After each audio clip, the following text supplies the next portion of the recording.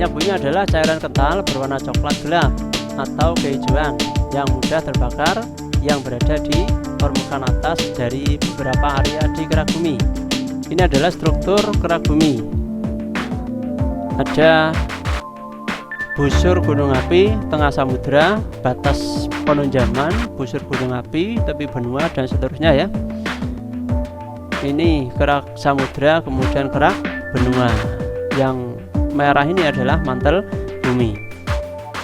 Minyak bumi terbentuk dari penguraian senyawa-senyawa organik dari jasad mikroorganisme dalam waktu jutaan tahun yang lalu di dasar laut ataupun di darat. Nih pembuatan proses pembentukan minyak buminya ya. Selanjutnya adalah proses pengolahan minyak bumi. Bagaimana ini proses pengolahan minyak buminya? Nah, ternyata prosesnya ini cukup panjang.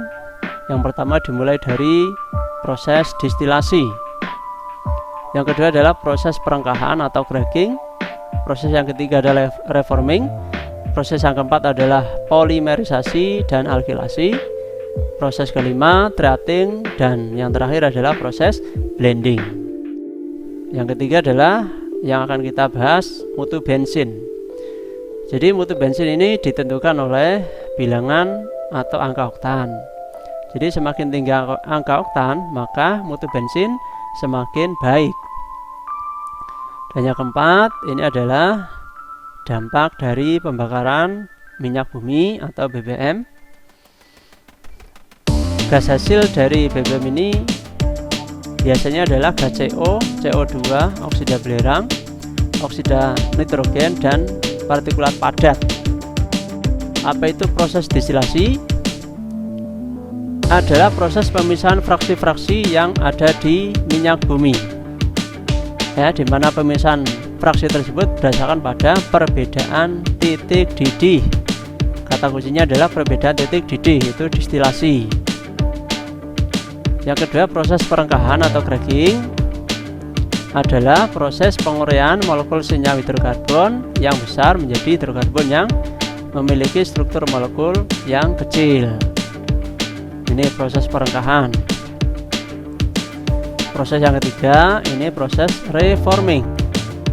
Adalah proses merubah struktur pada molekul fraksi yang mutunya buruk menjadi molekul fraksi yang mutunya lebih baik.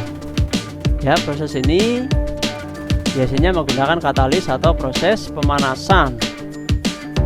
Proses yang keempat ini polimerisasi dan alkilasi. Adalah proses penambahan jumlah atom pada suatu fraksi sehingga molekul sebuah fraksi tersebut menjadi lebih panjang dan bercabang. Ini jadi proses alkilasi ini menggunakan bahan tambahan katalis seperti H2SO4, asam klorida, dan seterusnya ya. Dan yang kelima, proses treating adalah proses pemurnian fraksi minyak bumi melalui tahap eliminasi atau penghilangan bahan-bahan pengotor supaya nanti hasilnya menjadi bersih ya. Dan yang terakhir adalah proses blending, yaitu proses yang dilakukan untuk meningkatkan kualitas produk siap pakai. Biasanya ditambahkan zat aditif. Walaupun pada akhirnya zat aditif ini ada yang menguntungkan, ada yang juga berdampak negatif. Sekarang kita lihat mutu bensin. Apa itu mutu bensin? Jadi bensin disebut juga gasolin itu terdiri dari campuran isomer heptana dan oktana, di mana mutu bensin ini ditentukan oleh jumlah ketukan atau knocking pada mesin. Biasanya kalau menyalakan kendaraan, mesin itu setelah dimatikan maka akan bunyi ketukan. Jumlah ketukannya dinyatakan dengan nilai oktan. Semakin tinggi mutu bensin berarti jumlah ketukannya semakin sedikit. Itu artinya nilai oktannya semakin tinggi. Nah, nilai oktan itu apa? Yaitu menunjukkan banyaknya kadar iso-oktana dalam bensin. Contoh, misalkan Pertamax Plus itu nilai oktannya 94. Artinya 94% itu kadar isoktana dan 6%-nya enheptana. Kemudian pertamax dan premium ini ya, maka berarti semakin tinggi nilai oktannya itu mutu bensinnya semakin baik. Nah, hasil dari pengolahan kemudian disalurkan ke SPBU seperti ini. Nah, ini bahan-bahan yang dijual di dalam SPBU seperti gambar ini. Nah, ini secara keseluruhan hasil olahan minyak buminya adalah seperti gambar di layar kaca tersebut ya. Nah, ini dari tungku pembakaran itu digodok berasal dari crude oil minyak mentah, kemudian disalurkan ke menara fraksionasi sesuai dengan perbedaan titik didihnya sendiri-sendiri, maka akan menghasilkan hasil olahan yang paling bawah itu adalah residu. Nah, naik ke atas itu parafin, kelima ini adalah pelumas, ke atas lagi kerosin, bensin, ether petroleum, dan paling atas sendiri dengan suhu yang paling rendah itu adalah gas. Demikian pemaparan materi minyak bumi. Kalau ada kekurangan, Anda nanti bisa melihat, membaca di buku dan literatur yang lain, bisa browsing juga untuk melengkapi pemahaman dari minyak bumi. Ada kurang lebihnya minta maaf. Saya akhiri. Assalamualaikum warahmatullahi wabarakatuh. Berikut adalah mekanisme yang terjadi ketika pengambilan minyak mentah dari dalam bumi. Berdasarkan gambar tersebut, dapat diamati bahwa minyak mentah yang berasal dari dalam bumi diambil dan ditampung di dalam tangki yang selanjutnya akan dilakukan proses destilasi.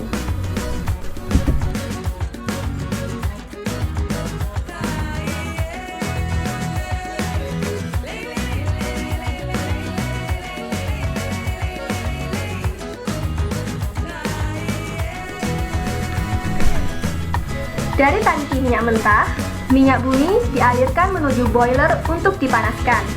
Pemanasan ini bertujuan untuk memisahkan fraksi-fraksi minyak bumi berdasarkan titik didih dan berat molekulnya.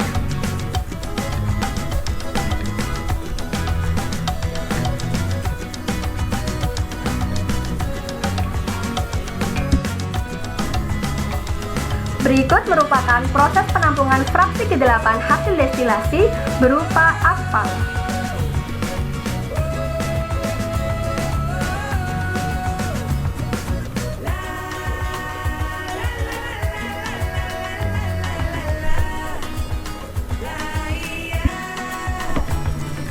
Berikut merupakan proses penampungan fraksi ke-7 hasil destilasi berupa parafin atau lilin.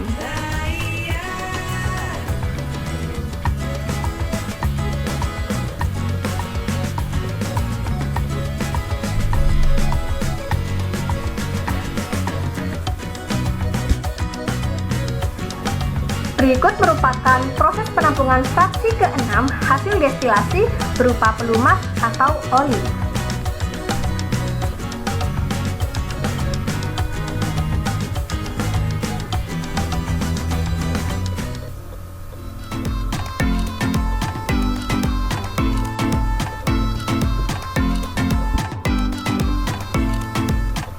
Berikut merupakan proses penampungan fraksi ke-5 hasil destilasi berupa diesel.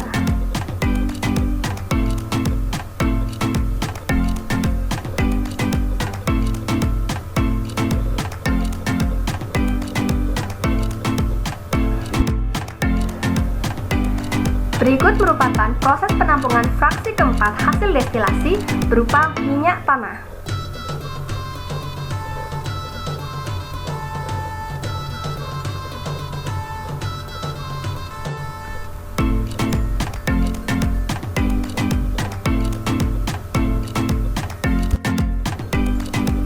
Berikut merupakan proses penampungan fraksi ketiga hasil destilasi, yaitu berupa bensin.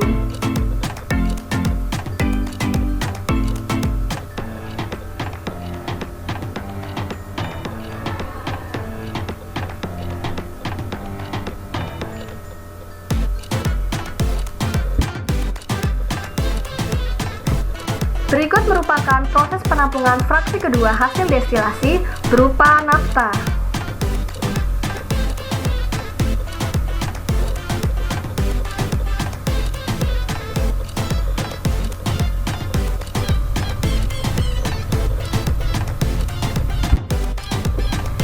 Berikut merupakan proses penampungan fraksi pertama hasil destilasi berupa gas metan.